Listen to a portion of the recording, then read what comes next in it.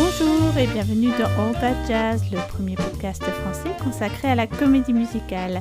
On est toujours Fanny et Anna et voilà que nous récidivons avec un nouvel épisode de notre format gros plan dans lequel on confronte nos deux visions d'une même œuvre. Aujourd'hui, on va vous parler de Hairspray. Alors il s'agit d'abord d'un film de 1988 qui n'est pas une comédie musicale réalisée par John Waters, puis d'une comédie musicale créée à Broadway en 2002, et puis cette même comédie musicale a été adaptée à son tour en 2007 au cinéma. Il s'agit donc d'un film devenu pièce, redevenu film musical. Le même cheminement que Six Stockings, aka La Belle de Moscou, si vous avez écouté les précédents épisodes. Film, pièce et film musical ont la même intrigue.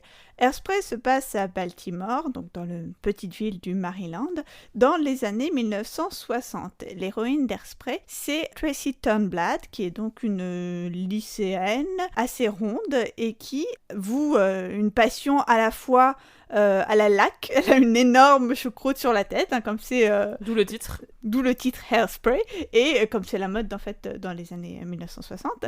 Donc sa première passion, c'est les coiffures mirabolantes, et surtout le Connie Collins Show, qui est une émission de télévision et qui présente des jeunes gens qui dansent le rock and roll, la musique donc rebelle et à la mode de l'époque. Et Tracy rêve de danser, de participer à ce Connie Collins Show, et elle va être recrutée, est-ce que j'en dis déjà trop peut-être?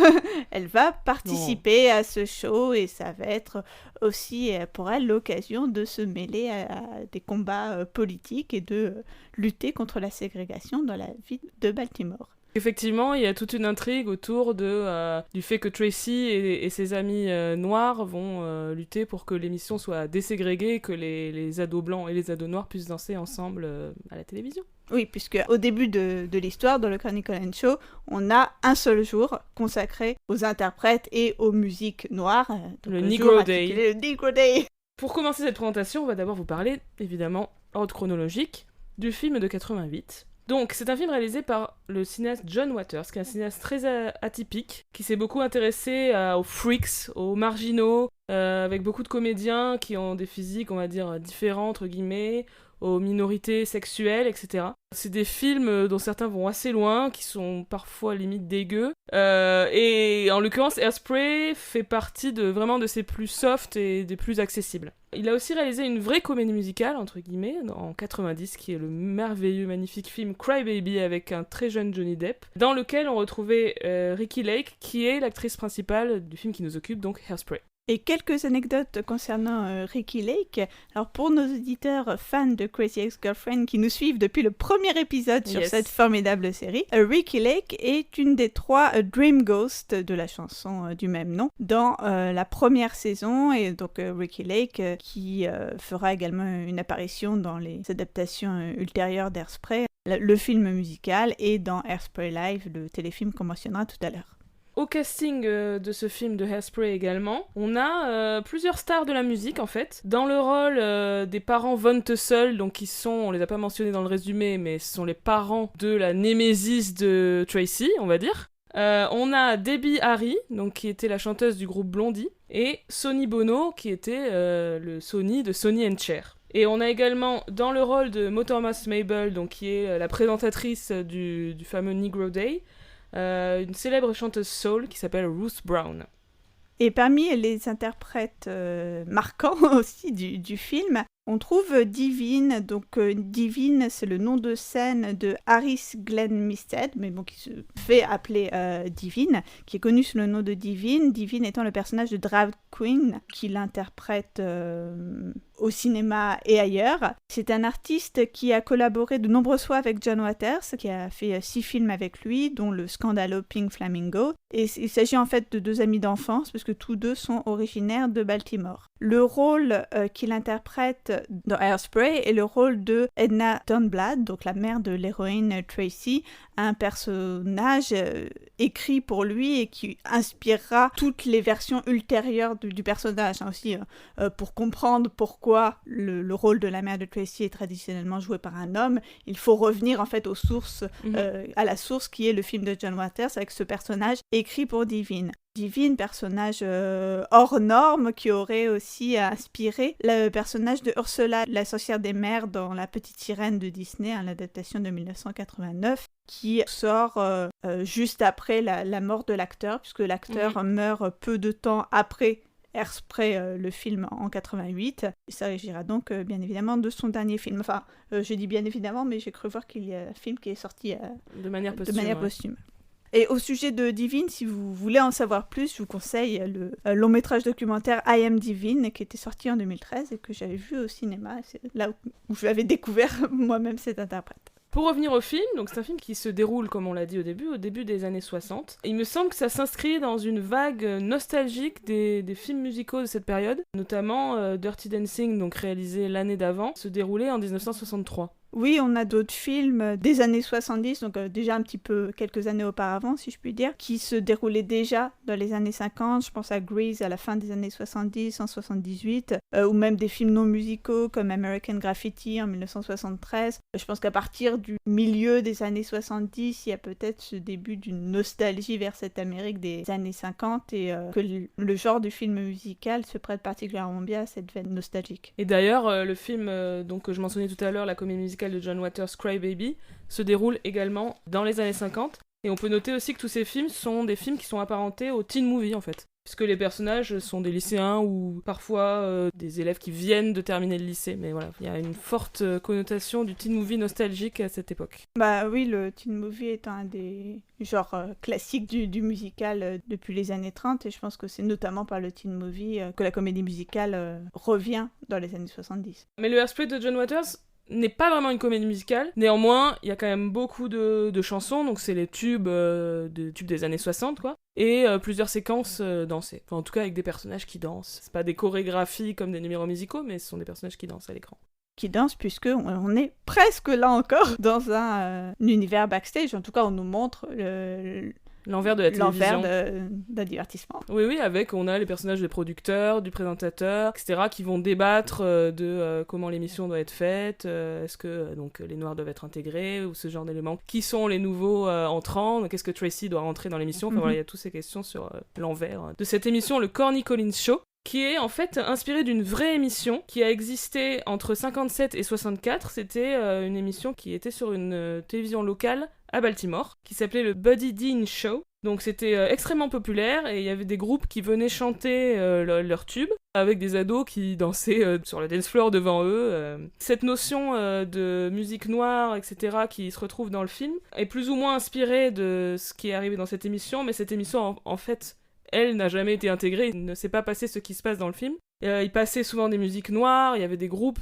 éventuellement des interprètes noirs qui pouvaient venir jouer. Par contre, les ados qui dansaient étaient toujours blancs. Voilà, il y a eu des tentatives de changer les choses, mais le show n'a jamais accueilli de danseurs noirs.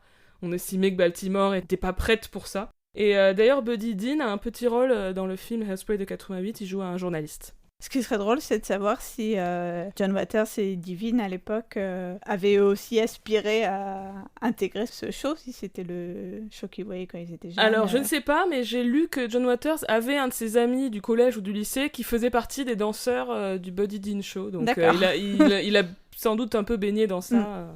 Donc le film de John Waters va donner 14 ans plus tard, en 2002, donc une comédie musicale à Broadway, donc une comédie musicale qui va rencontrer un grand succès, qui va remporter 8 Tonys, dont le Tony de la meilleure comédie musicale. Et c'est la productrice Margo Lyon qui a eu l'idée de transformer ce film en comédie musicale en le regardant à la fin des années 90. Alors, le compositeur qui a travaillé sur cette pièce, c'est Mark Shaiman, qui auparavant avait surtout travaillé au cinéma et à la télévision, qui plus tard a écrit des musicals pour Broadway, notamment Catch Me If You Can et Charlie and the Chocolate Factory. Et il a aussi écrit beaucoup de musique pour la série Smash, avec le parolier Scott Whitman, qui est aussi son collaborateur sur Hairspray. En termes d'intrigue, c'est très proche du film de John Waters. La seule différence notable, c'est que donc le personnage de Velma von Tussle, qui est donc la mère, comme je disais, de la némésis de Tracy, devient dans cette version la productrice en fait du Corny Collins Show. Et donc vraiment l'antagoniste numéro 1 parce qu'elle est même à l'intérieur de l'émission, alors que dans le film originel c'était juste la mère emmerdeuse, conservatrice, etc. Mais elle était moins présente. Et on retrouve du coup, comme souvent au théâtre, des rôles féminins assez forts dans cette comédie musicale, parce que les principaux rôles sont des rôles Tout à fait. incarnés par des femmes. On retrouve aussi dans cette comédie musicale l'idée initiale que je mentionnais tout à l'heure du film, donc de faire jouer la mère de Tracy par un homme en drag. Ici, Edna est campée par l'acteur Harvey Fierstein, qui est comédien mais aussi auteur. Il a écrit les livrets de La Cage aux Folles, Newsies et Kinky Boots. Et surtout qui est remarquable, si vous avez déjà entendu des chansons de Hairspray, du cast original de Broadway, par une voix très particulière qui est... rocailleuse. Ouais, très éraillée, vraiment très marquante. Et le rôle lui a permis d'obtenir le Tony Award du meilleur acteur. Et notons, dans le rôle de Link Larkin à Broadway, Matthew Morrison, qui sera bien évidemment plus tard Mr. Shoe de Glee. Et oui, il était déjà là, tout genou. Donc le principal ajout évidemment de la pièce de Broadway, ce sont les chansons qui sont presque toutes des tubes en puissance, enfin c'est vraiment très très catchy. C'est aussi un show qui est extrêmement dansé, voilà, très entraînant. Certains numéros sont des spectacles dans le film, on va dire. Donc on a Nicest Kids in Town qui est le numéro des ados danseurs donc que regarde Tracy à la télévision, ou encore It's Hairspray qui est le numéro où Corny Collins présente le produit phare sponsor de l'émission qui est la LAC, la fameuse LAC. D'autres numéros, pas du tout, sont plutôt des numéros introspectifs ou des chansons d'amour, ou voilà, c'est très varié. Les numéros sont dans des styles assez différents, on a de la pop, boogie, la soul, du gospel, mais toujours dans un même esprit un peu rétro. Et notamment, je voulais mentionner le duo entre les parents de Tracy, You're Timeless to Me, qui est un truc très golden age de la comédie musicale, quoi. Sans doute lié au fait que c'est des personnages plus âgés, donc peut-être que ça les renvoie à leur jeunesse. Oui, sans doute, parce que là, comme le rock'n'roll est typiquement identifié ici comme la musique des jeunes, ça paraît logique. Exactement. Et d'ailleurs, les paroles de cette chanson m'ont fait penser à une chanson qui s'appelle You're Awful, qu'on entend dans le film On the Town, qui est un duo entre Frank Sinatra et Betty Garrett. Et il y a ce même concept de comparer...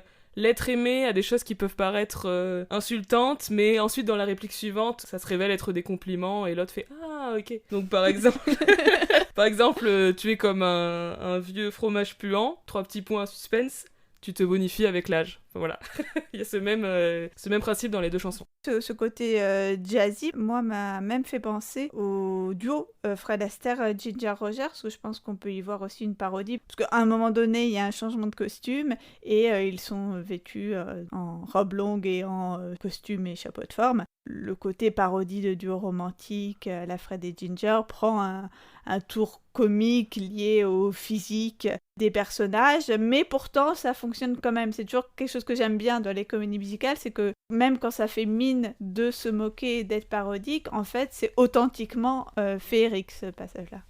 J'avais une anecdote intéressante sur une autre chanson du show qui est I Know Where I've Been, donc qui est une des chansons vraiment très connues du show, et un des moments très forts, qui est chanté par Thomas Mabel, qui est une chanson d'inspiration gospel. Et Mark Shaiman, donc le compositeur, explique que lors de la création de la pièce, ce morceau a été très critiqué parce que les gens estimaient qu'il n'était pas trop à sa place. En gros, c'est ce qu'on appelle le 11 o'clock number de la pièce. Donc le 11 o'clock number, c'est un numéro, show-stopping. Je sais pas comment on le dit en français, mais un truc... Arrête le spectacle, littéralement, parce que les gens, ils applaudissent tellement que... Voilà, c'est un numéro incroyablement impressionnant, qui arrive généralement dans la deuxième moitié de l'acte 2, donc aux alentours de 11h du soir, d'où le 11 o'clock number.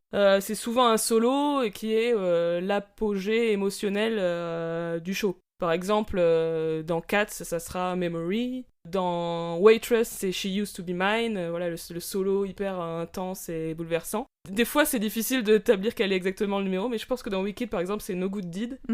Un moment vraiment hyper fort. Et donc, les gens estimaient que ce 11 o'clock number dans Hairspray, ça devrait être Tracy qui le chante, puisque c'est elle l'héroïne, en fait. Mais Mark Shaiman a insisté en disant déjà que ça ressemblait beaucoup au personnage de Tracy, de donner le numéro le plus incroyable à un autre personnage qu'elle. Et aussi parce qu'il voulait pas que Hairspray soit, je traduis un peu à l'arrache, une nouvelle version showbiz d'une histoire de droit civique où les personnages noirs sont juste du background, quoi. Et c'est vrai que dans la pièce, je trouve qu'il y a un effort, même par rapport au film de John Waters, pour que les personnages noirs soient plus en avant, même si, évidemment, ça reste pas les héros, c'est Tracy qui va mener la révolte, etc.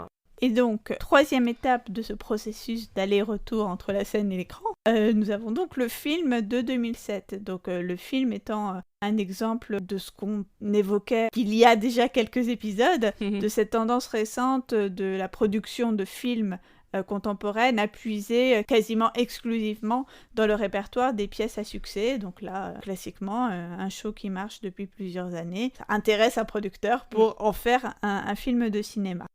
Anna, présente-nous ce film.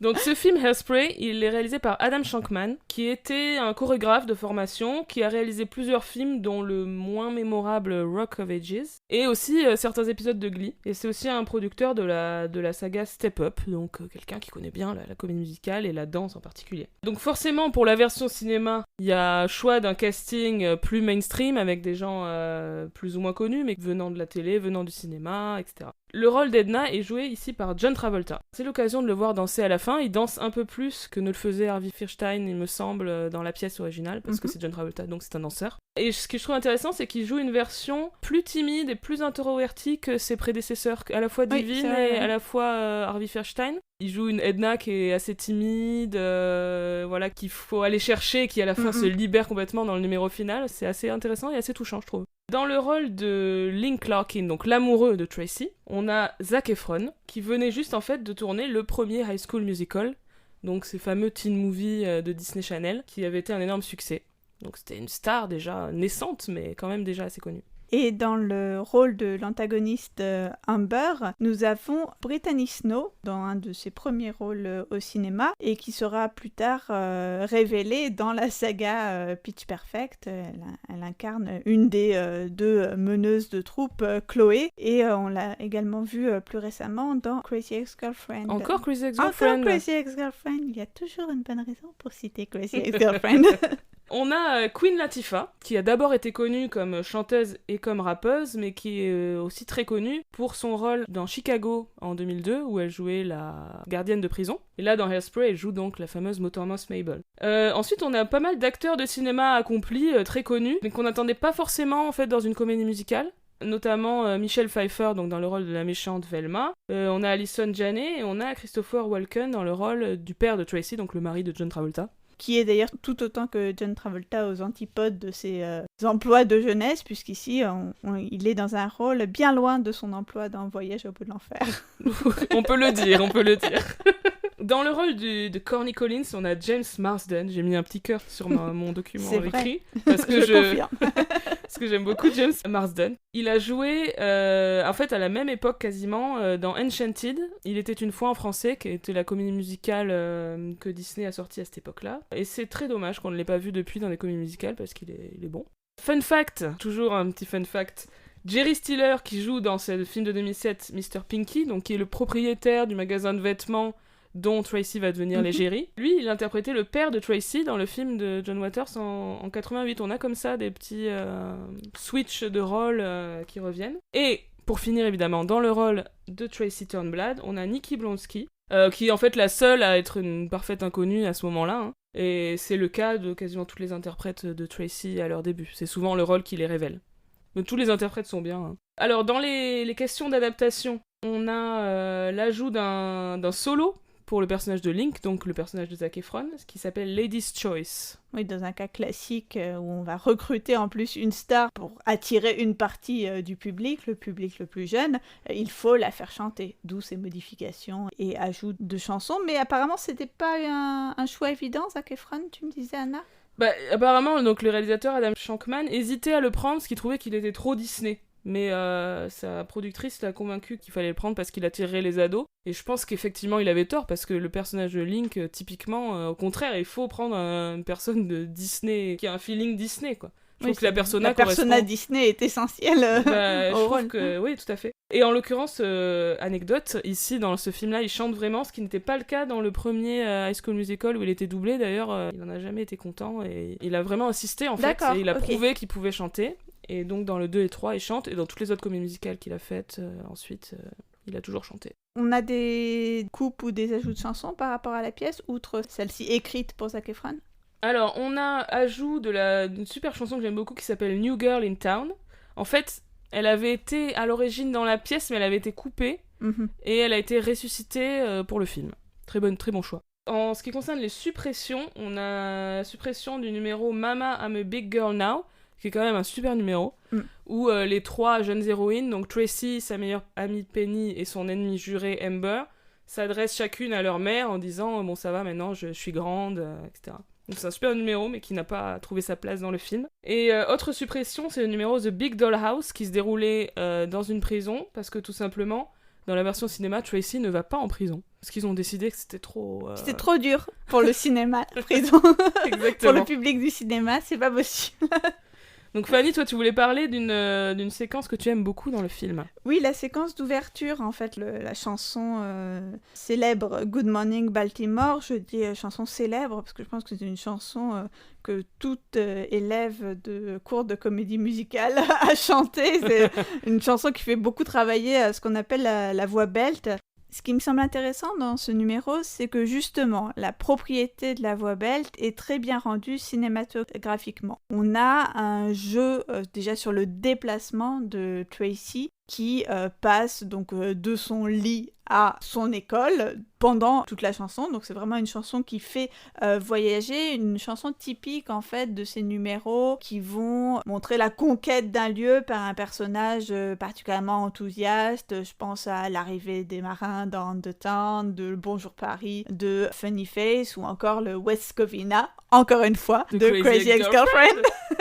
C'est des chansons qui sont proprement cinématographiques puisque comme le personnage se déplace de lieu en lieu, on joue d'abord sur un effet de montage où le personnage va être filmé dans différentes localités avec des ellipses spatio-temporelles. Et ici, la progression de la chanson est donc accompagnée par le numéro et même la progression dans la force de la voix. Et je pense particulièrement à un moment où elle module sa voix lorsqu'elle dit « For my life to start », enfin elle fait une modulation sur les 2 syllabes du start, et sur cette modulation on a un raccord avec une succession de 2 plans, en fait d'abord un travelling avant puis un travelling arrière, puisqu'en fait il y a un camion qui s'approche vers elle et puis qui ensuite l'a prise sur son toit, et donc alors qu'on pensait qu'elle allait être écrasée, elle renaît si vous voulez de façon aérienne et conquérante, et tout ça étant accompagné musicalement par la voix. Donc je pense qu'il y a une réflexion sur comment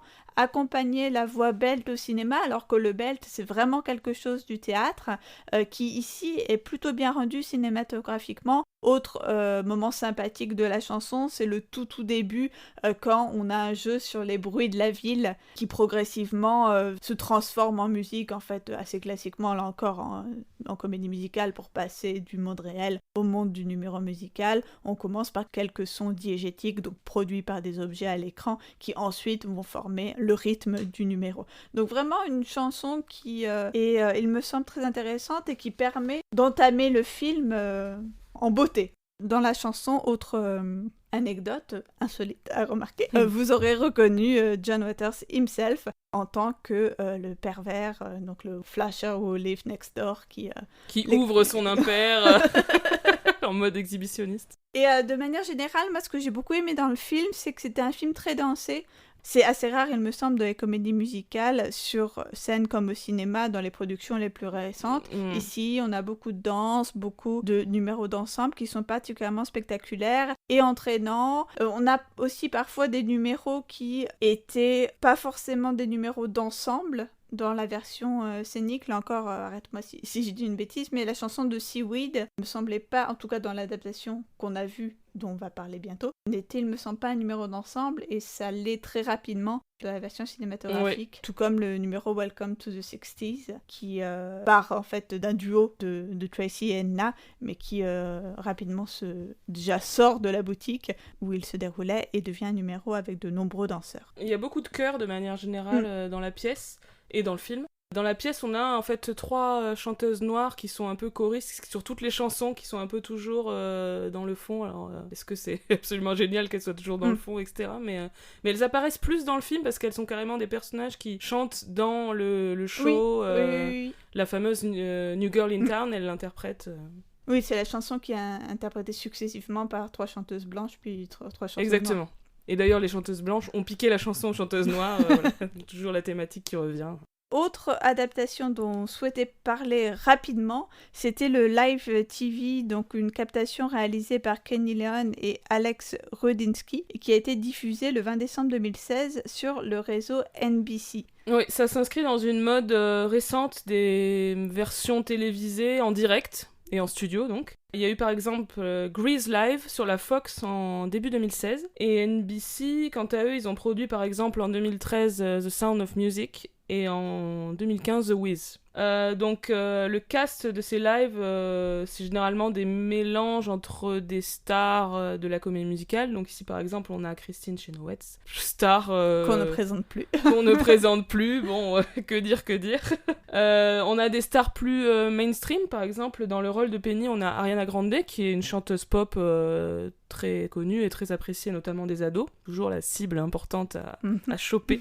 Et également forcément quelques nouvelles têtes, jeunes interprètes de Broadway, etc. Dans cette version-là, Harvey Fierstein reprend son rôle d'Edna. Pour parler d'adaptation, parce que j'adore parler d'adaptation, ce script de ce live TV, qui a d'ailleurs été adapté par Harvey Fierstein, ça reprend à peu près le script de la pièce, à quelques exceptions près, puisque ça garde 2 chansons qui étaient dans le film, mais pas dans la pièce. Il s'agit de Lady's Choice et de... je ne sais plus, la deuxième, ce n'est pas grave. Et ils ont aussi, comme l'avait fait le film, enlevé le numéro de prison, The Big Doll House.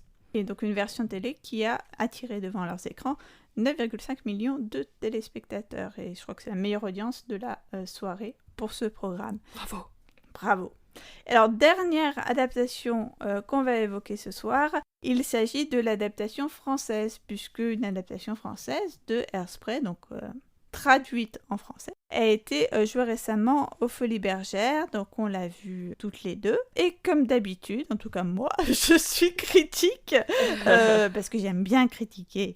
Sans vouloir forcément bouder mon plaisir, parce que j'ai plutôt bien aimé, j'ai vraiment passé un bon moment. Il y a quand même des petites choses qui m'ont chagrinée dans cette adaptation. Et au premier chef, le casting du premier rôle. Alors je trouve l'interprète tout à fait formidable, je trouve qu'elle danse et joue très bien. Mais ça me semble quand même un peu embêtant de ne pas caster dans le rôle d'un personnage qui est censé être grosse. Enfin, ça fait partie de l'intrigue, en fait. Son physique fait partie de l'intrigue.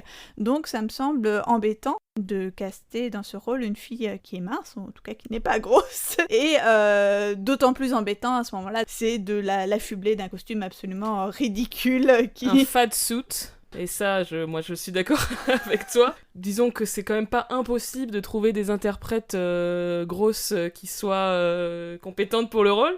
D'ailleurs, dans la version de Hairspray qui s'est jouée en France en 2011, on avait une interprète qui correspondait physiquement au rôle, qui s'appelait Lola Sess. Donc je veux dire, c'était pas impossible. Et encore une fois, nous on serait pour que tout type de physique puisse être casté dans tout type de rôle, mais là, ça fait vraiment partie de l'intrigue qu'elle soit grosse. Donc, qu'elle soit pas grosse, c'est embêtant. Et lui mettre un costume de grosse, c'est ridicule. Enfin, donc voilà. Et moi, il y a un autre truc qui m'a un peu embêtée, c'est la question de la non-féminité de la mère de Tracy. Donc, comme on en a parlé précédemment, c'est une tradition. Ça fait partie de la pièce, en fait, que le rôle de la mère de Tracy soit joué par un homme en drague. Il me semblait donc assez inutile de souligner le fait que le personnage avait donc des caractéristiques masculines. Bon, après, en faisant des recherches, on s'est aperçu que l'adaptation française n'avait pas le monopole de ce contresens.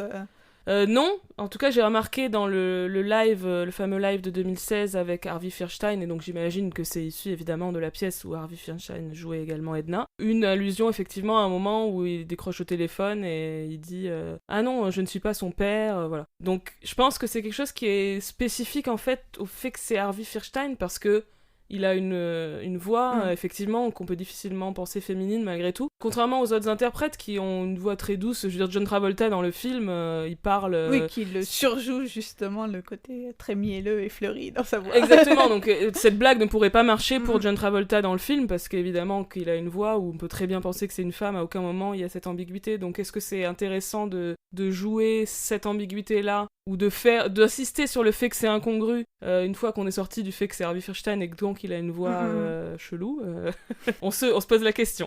Mais à part ça, cette adaptation était quand même plutôt chouette, avec une bonne énergie. On aime critiquer, mais on a bien aimé quand même. On a quand même bien aimé, on a passé une bonne soirée. La traduction française a ses défauts. Moi j'ai plutôt bien aimé la traduction de Good Morning Baltimore, qui donne une belle énergie. Enfin, il y a des phrases rigolotes, je trouve que... Voilà, je suis assez fan de cette version. Après, on peut être plus sceptique sur le j'entends plein de cloches. Bon, encore une fois, les rimes en hoche, c'est un peu comme les rimes en hub que j'évoquais à propos de Spamalot. Il y a des mots qu'il faut quand même éviter en français. Et puis même plein de cloches, c'est un peu bizarre, parce qu'en fait, c'est une traduction de I Can Hear the Bells, et j'entends plein de cloches, en fait, ça se dit pas. C'est le plein d'eux, ouais. Ça ne se dit pas. C'est pas très oralisé. C'est pas très naturel, quoi. Et mais bon, il y a des numéros dansés particulièrement plaisants, et moi je mettrais une mention spéciale à You're Timeless to Be et le duo d'acteurs, et en particulier le père de Tracy, qui nous a bien épaté par ses acrobaties lors de cette production au Folies Bergère. On termine donc sur une note positive pour cette On adaptation française. Positive. Donc, merci de nous avoir écoutés, de nous avoir écouté explorer ces différentes versions de Hairspray. Et on se retrouve très vite pour un nouvel épisode de All That Jazz. À bientôt. Au revoir.